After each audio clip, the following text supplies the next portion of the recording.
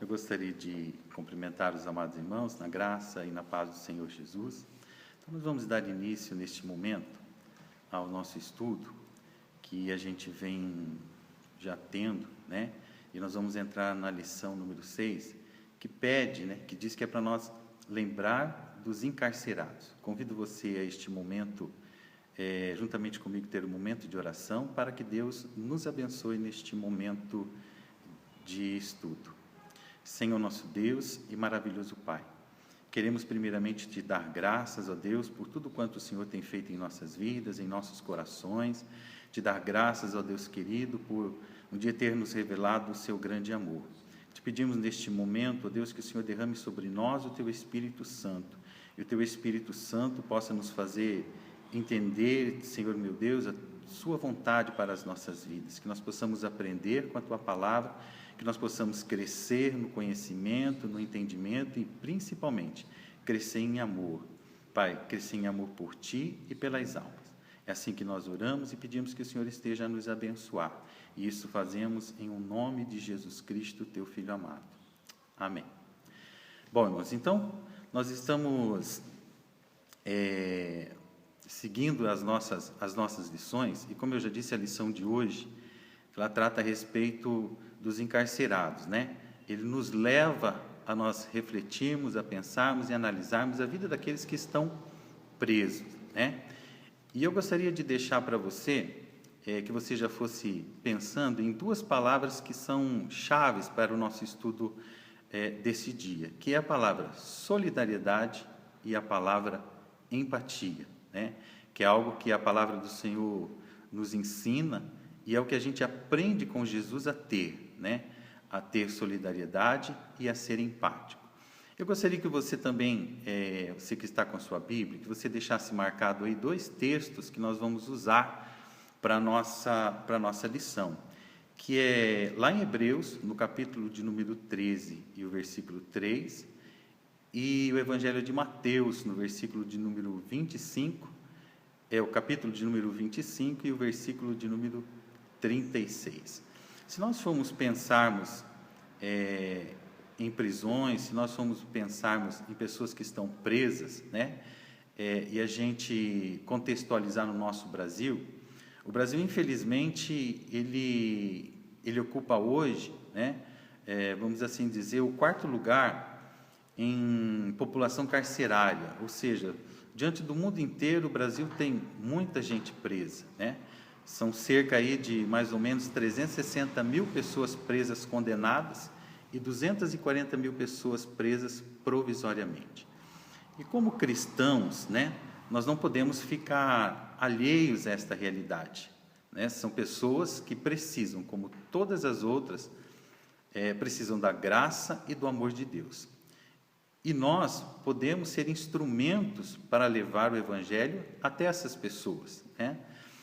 E eu gostaria de começar fazendo uma pergunta para você, que você, né, começasse a refletir. A primeira pergunta essa não é para reflexão, mas a pergunta é se você conhece alguém que está em situação de prisão. Você conhece alguém que está preso? Ou você conhece a família de pessoas que estão presas? Eu creio que vale a pena a gente começar a refletir, começar a analisar a vida dessas pessoas, né, para a gente chegar à conclusão de que não estão vivendo uma vida fácil, né, não estão vivendo uma vida, vamos assim dizer, agradável, nem a pessoa a qual está presa, nem os familiares fora que têm essas pessoas que vivem em prisão. Aí uma outra pergunta que eu faria a você, porque você pode estar refletindo a respeito dessas pessoas presas, né? Eu fazendo você se lembrar dessas pessoas encarceradas, e às vezes você pode estar pensando assim: mas elas cometeram crimes, mas elas fizeram coisa errada, tem mais que estar preso mesmo. Mas a pergunta que eu me direciono para você, cristão, né? É aquela que eu pergunto a você, que faz parte da Igreja de Cristo, é que você refletisse no que você tem a ver com isso, né? O que você como cristão, o que você como discípulo de Jesus tem a ver com essa situação, né? Você pode pensar, você pode refletir e dizer assim: olha, se as pessoas cometeram crimes e elas têm mesmo que estar presas, elas merecem isso, né? Mas eu trazendo você para esse contexto do amor de Deus, de cristianismo, né? Eu gostaria que você refletisse que, como cristão, como discípulo de Jesus, né? O que você tem a ver com isso? Será que não faz parte da nossa missão como igreja? Será que não faz parte da nossa missão como evangelizadores, né? Será que não faz parte da nossa missão nós levarmos o evangelho de Cristo a essas pessoas também? Será que não faz parte da nossa missão nós irmos atrás dessas pessoas que estão vivendo nessa condição e nós pregarmos o evangelho a essas pessoas? Quando nós pensamos em prisão, quando nós pensamos nos lugares onde as pessoas estão presas, né? A gente pensa e a gente, assim, imaginando, né? Especificamente eu, posso dizer assim que eu nunca estive em um presídio, mas eu só sei pelas imagens que são chegadas até nós, né? E a gente realmente sabe que esses presídios, os lugares onde as pessoas estão presas, por melhores, né, que tenham estruturas nela, eu não creio que seja um lugar bom, né? Geralmente é um lugar de solidão, é um lugar de medo, é um lugar de opressão, é um lugar sombrio, é um lugar de isolamento, né? E é um lugar assim onde eu creio que as pessoas não queriam estar de maneira alguma, né? E geralmente nesses lugares, é óbvio, estão as pessoas que cometeram os mais diversos tipos de crimes, né? Roubos, assassinatos, tráficos, como também estão pessoas que foram julgadas às vezes injustamente, pagaram por um erro que outros cometeram, porque a justiça muitas vezes ela falha, né? Então é algo que nós precisamos refletir, que nós precisamos pensar. Quando a gente vai examinar lá o texto de Mateus, no capítulo de número 25, do versículo 35 em diante, a Bíblia diz assim, que Jesus, falando aos seus discípulos, ele disse: porque tive fome e deste-me de comer, porque tive sede e deste-me de beber, era estrangeiro e hospedaste-me, estava nu e vestiste-me, adoeci e visitaste-me, estive na prisão e fostes me ver. Jesus sempre, vamos assim dizer, lembrou-se de todas as pessoas. Ele nunca fez distinção de pessoa alguma, né? Por mais que nos parecesse que aquela pessoa havia cometido algum crime ou fizesse alguma coisa de errada, Jesus nunca menosprezou tais pessoas, né? Certa feita, indagado a respeito das suas atitudes, de como ele se direcionava, como ele se dirigia às pessoas, né? Vamos assim dizer, às pessoas que tinham problemas, às pessoas que cometiam pecados, ele foi bem enfático em dizer que os sãos não precisam de médicos, mas assim os doentes. Os doentes, sim, precisam de médicos. E ele veio para estas pessoas, para estender as mãos. Então, eu convido você a refletir sobre isso, né? A pensar sobre isso, e no seu papel como cristão, né? Você começasse, então, a pensar que a sua ação ela pode ser diferente, as suas atitudes podem ser diferentes às pessoas que passam por essa situação, que estão presas, né? Que estão encarceradas, que realmente você pudesse começar a olhar de uma maneira diferente. É fácil nós dizermos sobre essas pessoas que elas erraram e estão no lugar que merecem, mas o nosso olhar sobre as pessoas nunca deve ser o olhar de nós mesmos ou do que a sociedade diz, mas o nosso olhar sobre as pessoas deve ser igual ao olhar que Jesus tinha sobre as pessoas, né? Então, mesmo diante dessa dificuldade dessas pessoas que praticaram esses crimes e estão passando por essa condenação, por esse momento terrível, né? O Evangelho de Jesus, né, nos traz ensinamentos de que é possível para uma pessoa que se envolveu com os crimes, que cometeu crimes, né, é possível essa pessoa ter uma vida restaurada. É isso que nós precisamos trazer para dentro do nosso coração, e a nossa ação com relação a estas pessoas deve ser nesse sentido de crer que Jesus pode transformá-las. Se elas outrora praticaram esses erros, se elas outrora, por uma razão ou outra, né, cometeram crimes e foram condenadas por esses crimes, mesmo ainda assim, elas têm a oportunidade de, em Cristo Jesus, porque isso o Evangelho oferece a elas, de em Cristo Jesus ser uma nova vida. E lembrando ainda, o foco dessa lição é lembrando que nós podemos ser os agentes que levam essa transformação às pessoas. Nós somos os missionários de Cristo para poder levar essa transformação às outras pessoas. Lá no livro de Hebreus, no capítulo de número 13 e o versículo de número 3, que é um dos versículos a qual eu já citei aqui, Jesus fala claramente, né, através do escritor aos Hebreus ao nosso coração, e ele nos traz assim uma palavra que para nós deve ser estimuladora a uma transformação. Às vezes a gente espera uma transformação sempre das outras pessoas, né? A gente espera uma transformação do criminoso que está lá dentro da prisão, né? Mas a gente precisa olhar também para dentro de nós e para vermos qual é a transformação que nós precisamos ter dentro em nós, para sermos verdadeiros discípulos de Jesus. Lá em Hebreus, no capítulo de número 13, então no versículo de número 3, diz assim: lembrai-vos dos presos, como se estivesseis presos com eles, e dos maltratados, como sendo vós mesmos também no corpo.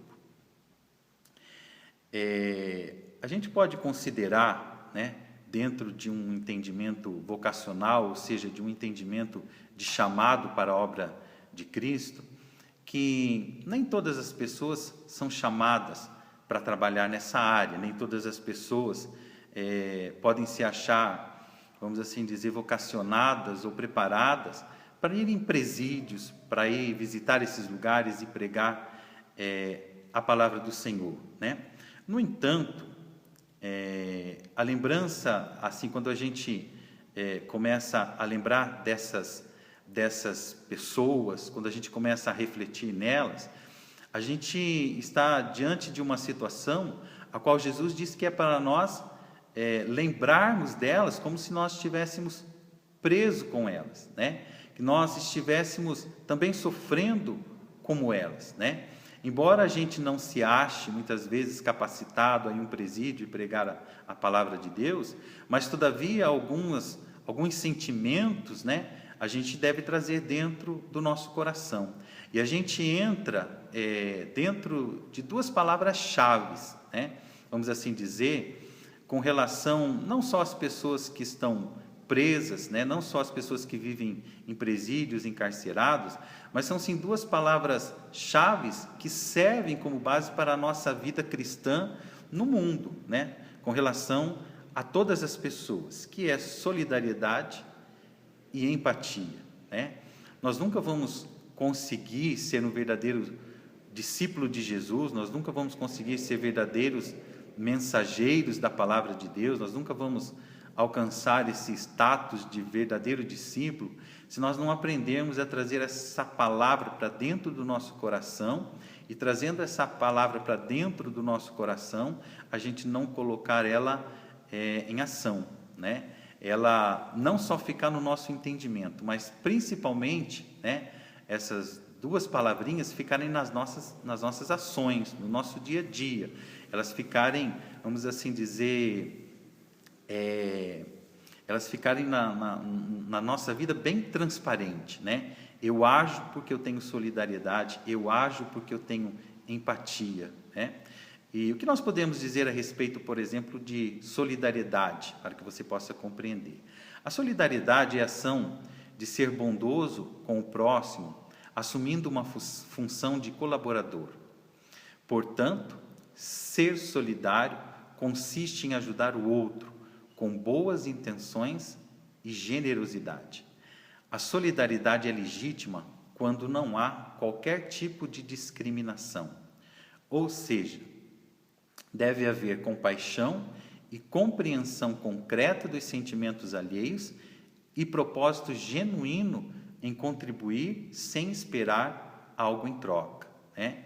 Isso é um dos grandes erros que às vezes nós cometemos em querer fazer alguma atitude boa com relação às outras pessoas, é que a gente espera delas sempre algo em troca. Mas quando a gente realmente agimos com solidariedade, né, esse não é algo que nós pensamos, né? Quando a gente age com solidariedade para com as outras pessoas, a gente simplesmente pensa em poder ajudá-las a sair de uma situação difícil, a viver uma situação melhor do que ela esteja vivendo, né? Naquilo em que a gente pode ajudar, naquilo em que a gente pode ser solidário com ela, né? Então a gente se põe nessa condição de ser um ajudador, sem pensar em receber algo em troca, né?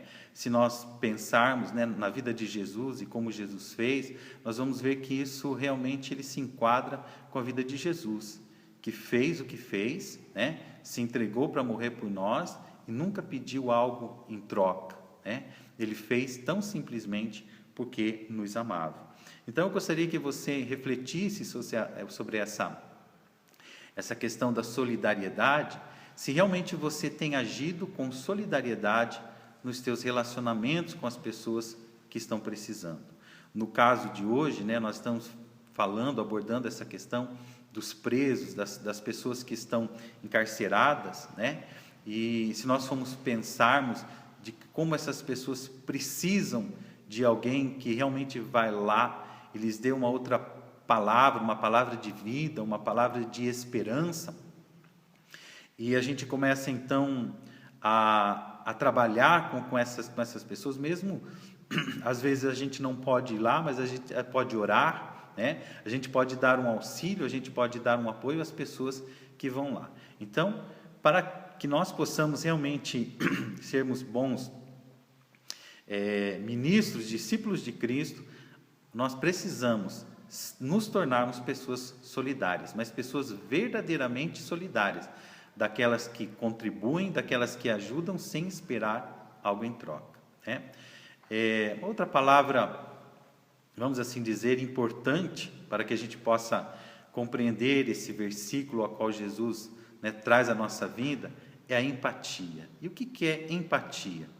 Empatia, se nós formos procurarmos um sinônimo para ele, a gente vai achar simplesmente assim, olha, identificação com o outro. É quando você se identifica com a outra pessoa. Ser empático é se identificar com outra pessoa ou com a situação vivida por essa outra pessoa. Quando a gente é uma pessoa empática, a gente sabe ouvir os outros, né? E se esforça para compreender os seus problemas, suas dificuldades e as suas emoções. É manter um olhar de afeto sobre as necessidades de outras pessoas. A empatia faz brotar uma vontade de compreender e conhecer outra pessoa, né?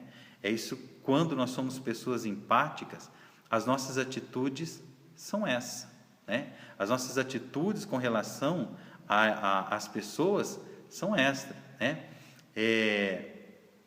A questão é assim, que se pudéssemos nos colocar no lugar da outra pessoa, de ver como a outra pessoa vê, de ouvir como a outra pessoa ouve, de sentir como as outras pessoas, né? Essa é a posição que nós tomamos quando a gente tem empatia por outra pessoa, a gente se coloca no lugar da outra pessoa. É como se a gente passasse a vivenciar o problema que o outro está vivendo, né? É como se a gente começasse então a imaginar como é que a outra pessoa está sofrendo. E isso, obviamente, quando a gente tem quando a gente está quando a gente toma essa atitude de ser empático, a gente começa a conhecer, né? A gente começa a compreender as outras pessoas e tomar o lugar dessas outras pessoas. Aí eu creio assim que é muito claro que as nossas atitudes então elas começam a ser diferentes com relação às outras pessoas. Quando a gente olha para outras pessoas, mas a gente não consegue enxergar a dor delas, a gente não consegue enxergar o sofrimento delas, a gente não consegue, às vezes, nem imaginar o problema que ela está passando, a gente, muitas vezes, não se importa com elas. Mas quando a gente se coloca no lugar delas e vê que os problemas delas são grandes, as dificuldades delas são grandes, né? A gente vê que, às vezes, aquele problema para ela é grande, por mais que muitas vezes não pareça um problema grande para nós, mas para ela é grande, e a gente se coloca, então, como que se vivendo a história dela, as nossas atitudes, né, com relação às outras pessoas, elas mudam, porque a gente passa a ser, então, uma pessoa empática. E quando a gente começa a pensar nas pessoas que estão presas, né, e a gente começa a pensar nessas pessoas que estão vivendo nessa condição, e a gente começa então a imaginar que essas pessoas são pessoas como nós, né? É gente como a gente, é gente que sente o que a gente sente, né?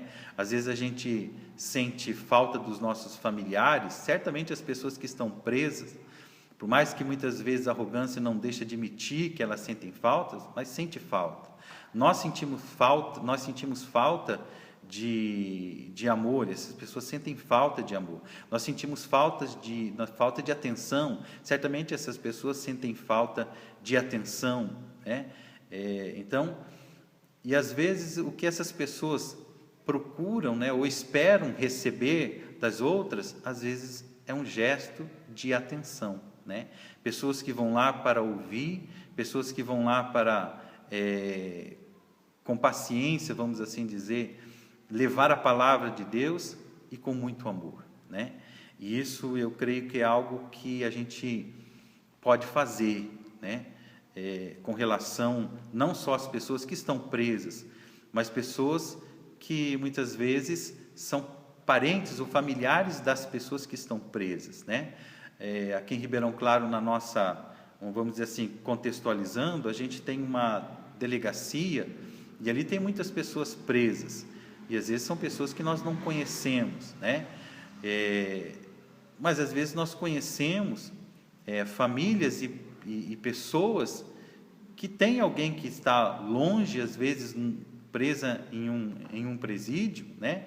E são pessoas às quais a gente não devemos negar o nosso auxílio, a nossa generosidade, a nossa solidariedade, a nossa empatia de ir lá e lhes levar a palavra de Cristo, né? E quando nós tratamos com estas pessoas, né, como eu já disse, às vezes algumas pessoas podem pensar assim, não, mas elas erraram e elas cometeram esses crimes, então elas precisam pagar por elas. Sim, mas não é porque elas precisam pagar por esses crimes que nós devemos tratar com indiferença. Não é porque elas foram julgadas por cometerem crimes, né, que elas não podem ter a oportunidade de ouvir a palavra do Senhor, de ouvir a palavra de esperança que Jesus trouxe às nossas vidas e aos nossos corações. Nós não devemos nos negar a isso. Nós temos que pregar a elas, anunciar a elas, falar a elas a respeito do amor de Jesus. Nós não podemos, como cristãos e como colaboradores do reino de Deus, né, nós não podemos nos permitir a elaborar julgamentos, né, Isso não é uma tarefa nossa de estar julgando as pessoas por que elas estão passando por aquela situação, por que eles estão passando por aquele problema. A nós, como cristãos, como missionários de Cristo, como discípulos de Jesus, anunciadores do Evangelho de Jesus, nós não podemos nos colocar na questão de sermos juízes. Nós não estamos aqui para julgar, nós estamos aqui para anunciar-lhes a palavra de Cristo, que assim como a palavra de Cristo chegou às nossas vidas, e ela para nós foi libertadora, foi transformadora, nos abriu, vamos assim dizer, uma porta de esperança.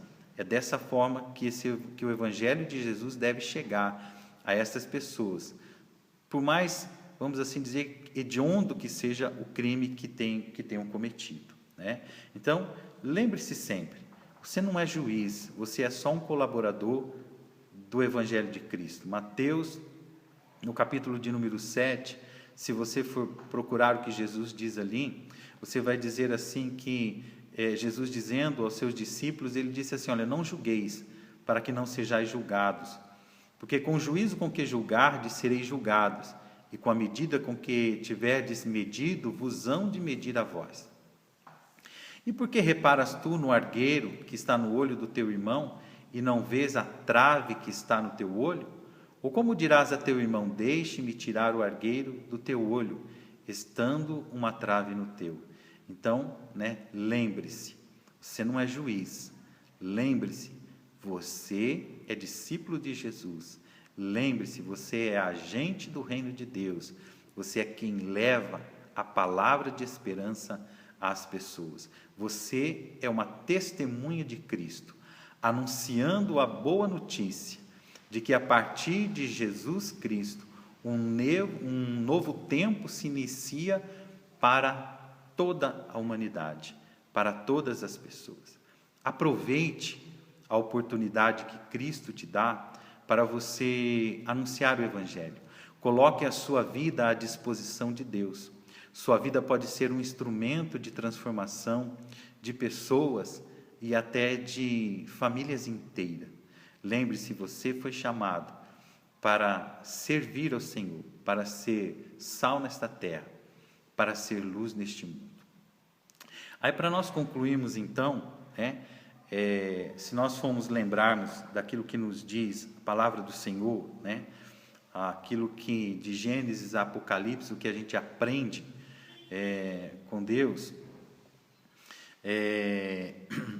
sobre esse tema de prisão, de pessoas que vivem encarceradas, nós somos assim encorajados, a nos envolver em oração e buscar ações que possam alcançar as pessoas presas e as suas famílias, com a boa notícia do amor de Deus.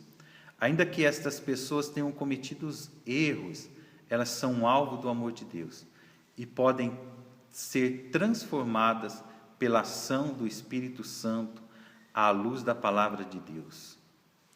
Eu gostaria que você refletisse, que você pensasse. A sua vida mudou, a sua vida transformou, a sua vida teve, vamos assim dizer, um raio de luz e de esperança, porque você, em algum momento da sua vida, você ouviu alguém falar de Cristo, você ouviu alguém falar de Jesus, e isso trouxe para o seu coração uma esperança, e essa esperança, ela te fez você se mover, você agir, você ir em direção a Cristo para ter uma vida transformada.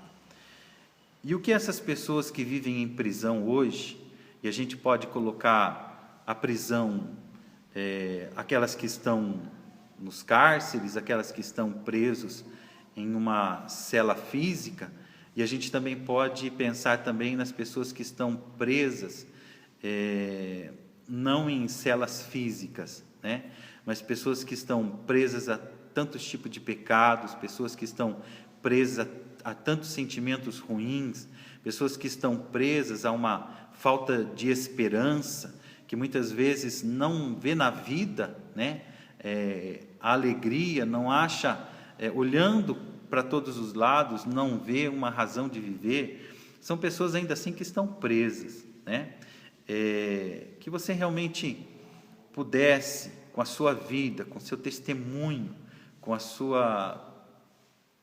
maneira a qual Deus te chamou, da maneira a qual Deus te usa, e o Espírito Santo trabalha na sua vida, você realmente possa ser essa testemunha do amor de Deus e ir em direção a essas vidas e também falar-lhes do amor de Cristo, né? Porque as pessoas podem fazer, e a gente vê trabalhos feitos em presídios com relação às pessoas que estão presas, né? Mas a gente sabe que se realmente a palavra de Cristo não chegar aos corações dos homens, né? Se a palavra de Cristo não chegar ao coração das pessoas, por mais que elas, vamos assim dizer, digam-se livres, por mais que não estejam presas em cadeias, por mais que não estejam trancafiados, mas enquanto essa pessoa não tem a palavra de Cristo na sua vida, não tem a palavra de Cristo no seu coração, por mais que elas estejam gozando de uma liberdade, na verdade elas nunca serão livres, né? Porque a verdadeira liberdade quem traz ao nosso coração é o amor de Deus. Esta sim nos faz livres de todo pecado, nos faz livres de toda condenação e nos dá a esperança de uma nova vida em Cristo Jesus. O Evangelho de Cristo traz ao coração dos homens a esperança de ter uma nova vida em Cristo Jesus, de pecados perdoados e de vidas que vão sendo transformadas no conhecimento do Evangelho de Cristo, da palavra de Cristo. Amém? Que Deus possa realmente vos abençoar, que vocês possam refletir na palavra do Senhor, e eu gostaria de um momento de oração. Senhor nosso Deus e maravilhoso Pai, que verdadeiramente, Senhor, estas palavras, ó Pai querido, as Tuas palavras, Senhor, possam realmente ser no nosso coração, ser na nossa vida, Senhor, como chuva que vem sobre a terra seca, Pai.